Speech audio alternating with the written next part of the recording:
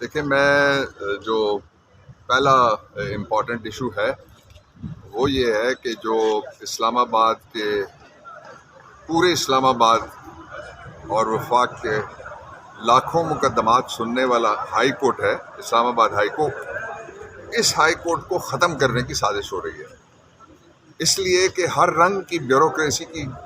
گریبان پہ ہاتھ پڑا ہے جب سے یہ ہائی کورٹ اللہ نے مجھے اعزاز دیا تھا، 2010 میں یہ بنا تھا، اس وقت سے ان کے اوپر ایک چیک آ گیا۔ خاص طور پہ جو جسٹس بابر ستار صاحب کی ججمنٹ آئی، اس ججمنٹ کے بعد اس ہائی کورٹ کو ختم کرنے کی کوششیں تیز کر دی گئی ہیں۔ یہ جو کچھ بھی ہو رہا ہے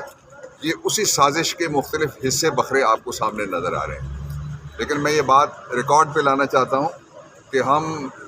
ٹوتھ اینڈ نیل مزاحمت کریں گے اور تاریخ ساز مزاحمت کریں گے اگر کسی نے اسلام آباد ہائی کورٹ کو ختم کرنے کی کوشش کی۔ اسلام آباد کی بار، ساری باریں اور پورے پاکستان کے وکلا اس ہائی کورٹ کا تحفظ کریں گے، اور ججز ہمارے ہیرو ہیں، ہم ان کا بھی تحفظ کریں گے۔ اور یہ المیہ ہے کہ اسلام آباد کی انتظامیہ وہ ساری کی ساری لگی ہوئی ہے جو حکومت کے اور اس کرپٹ راج کے مخالفین ہیں، ان کے پیچھے سارا اسٹیٹ کا ریسورس وہاں پہ زور لگا رہا ہے، اور اسلام آباد میں جو لوگوں کے حقوق کو پروٹیکٹ کرنے کے لیے آرڈر کرنے والی جگہ ہے وہی پروٹیکشن سے محروم ہو گئی ہے، اور آپ دیکھ لیں کہ کیا صورتحال سامنے آئی ہے۔ دوسرا جو امپورٹنٹ ایشو ہے وہ یہ ہے کہ پاکستان میں آپ نے دیکھ لیا کہ اس گورنمنٹ کے پاس کوئی پلان نہیں ہے جس کے ذریعے سے وہ کوئی میثاق جمہوریت کے بعد وہ میثاق معیشت کہتے تھے، اور اس میثاق معیشت کا سب سے بڑا ثبوت یہ ہے کہ ایک ایسے محکمے کی میٹنگ میں چوتھی بار وزیر اعظم بننے کا خواہشمند بیٹھا ہے جس محکمے کی میٹنگ میں اپروول دی گئی ہے سوٹو سے کہ جو 350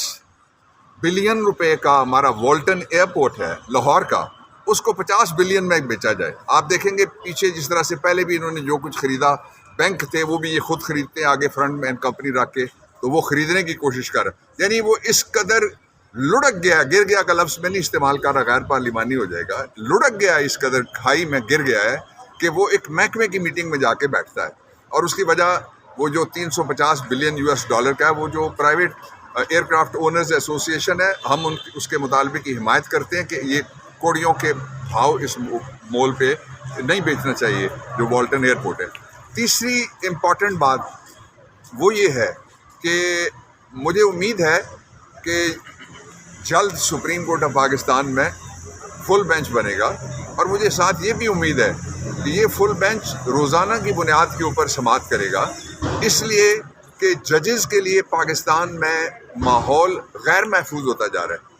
جو لاہور ہائی کورٹ کے ججز ہیں، فاضل ججز، جن میں خواتین بھی شامل ہیں، اسلام آباد میں بھی خاتون جج بھی شامل ہیں، اور پھر باقی جگہ کے اوپر بھی یہ دھمکیاں اب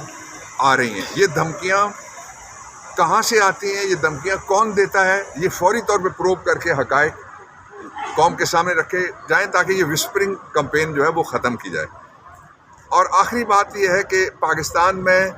دنیا کی تاریخ کا سب سے بڑا اور بدترین کریک ڈاؤن سوشل میڈیا کے اوپر آیا ہوا ہے، اور شرم آنی چاہیے، حیا آنی چاہیے، غیرت آنی چاہیے اس گورنمنٹ کو جو کھڑے ہو کے یہاں پہ یہ کہتی ہے کہ سوشل میڈیا پہ ہم نے باہر کہتی ہے ہم نے پابندی نہیں لگائی، اور پھر انہوں نے آپ کے اوپر پابندی لگا دی ہے۔ ہم اس پابندی کو بھی نہیں مانیں گے۔ اس ساری صورتحال میں سے نکلنے کا صرف ایک راستہ بچا ہے، یہ تو آپ نے دیکھ لیا، یہ گورنمنٹ ریسٹور نہیں کر سکتی اکانومی، یہ اعتماد بحال نہیں کر سکتی، اس لیے کہ 336-40 کی اسمبلی میں 17 سیٹیں، کوئی کہتا ہے 25 سیٹیں، آپ 26 لگا لیں، 26 سیٹوں والے بیٹھے ہوئے ہیں جب حکمرانی کے لیے، جہاں 171 سیٹوں کی ضرورت ہوتی ہے، تو یہی حال ہونا ہے۔ اس لیے فوری طور پہ نئے انتخابات کا اعلان کیا جائے، نئے انتخابات نئی امید لے کے آئیں گے، نئے انتخابات عمران خان کو لے کے آئیں گے، اور نئے انتخابات پاکستان کے لیے ایک تحفظ کا ماحول لے کے آئیں گے۔ ورنہ